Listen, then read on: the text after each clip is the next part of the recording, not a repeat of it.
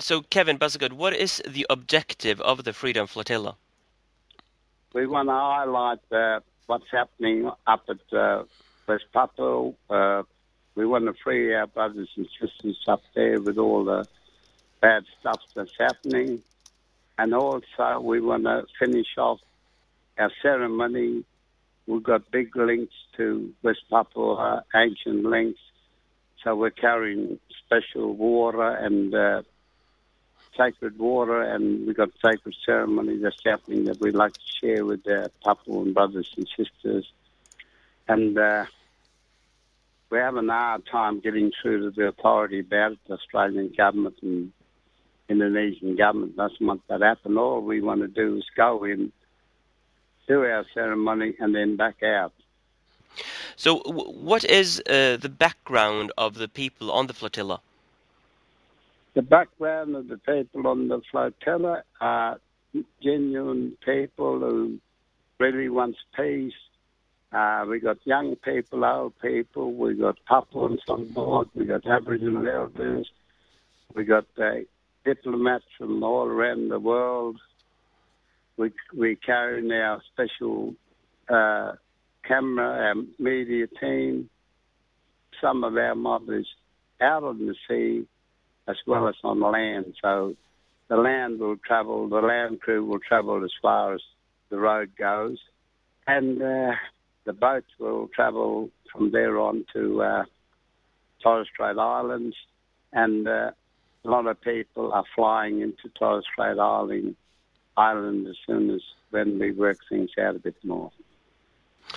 So what is your personal background, Kevin? I'm an Aboriginal elder, and I've got obligations and responsibilities to look after my cultural side of it. And as I said, we linked with West Papua way back.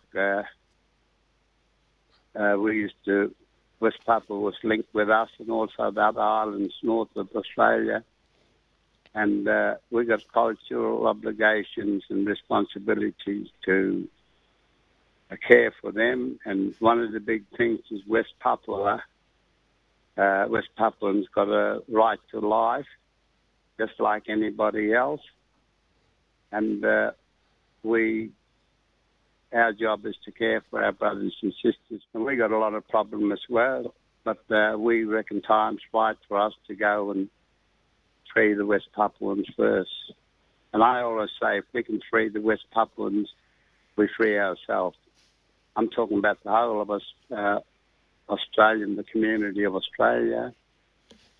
And we're actually doing the job that's the government's job. The government should be doing this, but instead they're supporting Indonesia, and they don't even acknowledge us. We're also going on our passport, Aboriginal passport, and we issue all our mob with passports, and they saying they don't acknowledge and recognise that. So we'll be jailed and blown out of the water by the Indonesians if we go too far, too close or something, and locked and rot in the jails over there. What I'm saying is if the world wants to support people like Indonesia with the human rights, but they got a pretty bad record. And if they're going to sit back and let there's over 50,000 troops, Indonesian troops, are waiting for us. 3 little yacht boats, and they're going to blow us out the water. It's like a war thing. We're not about war. We're about peace. So how do you view the West Papuan independence struggle right now? What's happening up there is very shocking. I mean, you see the other dictators around the world, they've been captured, Saddam Hussein and Gaddafi and a few of the other, Pinochet way back.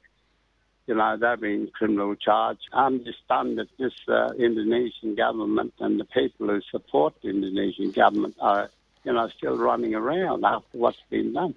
There's been 500,000 West Papuans being murdered and disappeared, and it's still happening as we speak. And I don't know what the world is doing about it. And that's why people like myself and these others, we can see the difference. I'm just stunned that the Australian government society can't see it. How important is it to get media coverage and attention about West Papua? Oh, it's very important. We've got to expose what's happening up there. It's the same with what the mob did to Timor 2 years ago and other countries. They need to expose these people. We want to send peacemakers in there, 50,000 peacemakers, not 50,000 armed soldiers with guns and whatever to, you don't make peace with guns. Love and caring and sharing, and that's what we're about. It's very important to get the information out. We got news hosts on board as well. So far, we'd like to thank all the people of the towns we've been through. They've been fully supportive. We're at Cooktown now, and we're planning a big entry into Cooktown in a day or two. And we hope that we reckon everybody here will get down us once they know what the real story is and what our aims are. And that we're calling on Australia and the world to come and support. And, like I said, you free West Papua, you free yourself, because we all need to be free. The way we're going at the moment is terrible, it's horrible. All the wars and that must stop. So what do you think is the best way to create awareness of West Papua? Well, media's pretty good at the moment. We have to expose. No point of going without the cameras. West Papua the last few years has been like a silent war, and that stopped all the media from going in there. Like in Timor, I think the same government destroyed, 6 media people. I think they had the question time not long ago in one of the Indonesian persons said, we want the international media to go in there. But that's not really the case. So, we could expose it that way. The world is watching. So how aware are people in Australia and New Zealand in your perspective of what's happening in West Papua? There's a lot of people supporting us. There's a lot of people sitting on the fence. There's a lot of people kicking themselves for not being on this journey because there's a lot of sharing and learning and all that going on.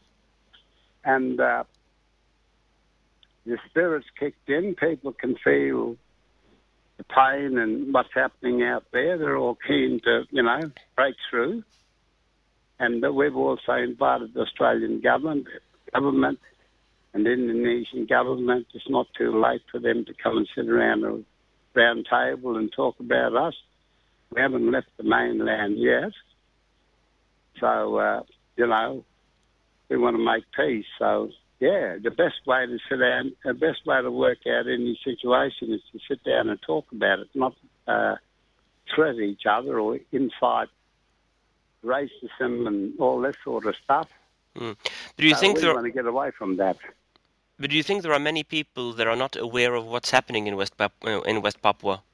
I think there's a lot of people are not aware of it, and I think there's a lot of people are sitting back because they say it's too political. They're missing the point again. They can't see the peace part of it. Yeah, I think it'll come the time. I think a lot of people will be in there, and a lot of people are writing letters to the ministers, lobbying the politicians and their families and all that. But, brother, it takes a bit to get there, but anybody out there that's listening, if they want to support or donate food or money or anything, or even a bigger boat, fine. We'll appreciate that. And it's not our war or not our mission, it's their mission as well.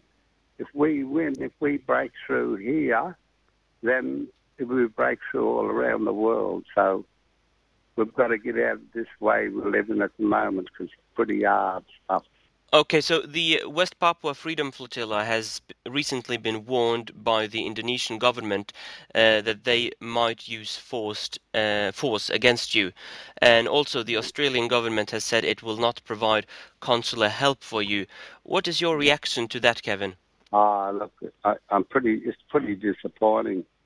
Hey, this is the other thing. A lot of people are scared to think that, but at the same time, we don't trust Indonesia because we know what they're capable of doing.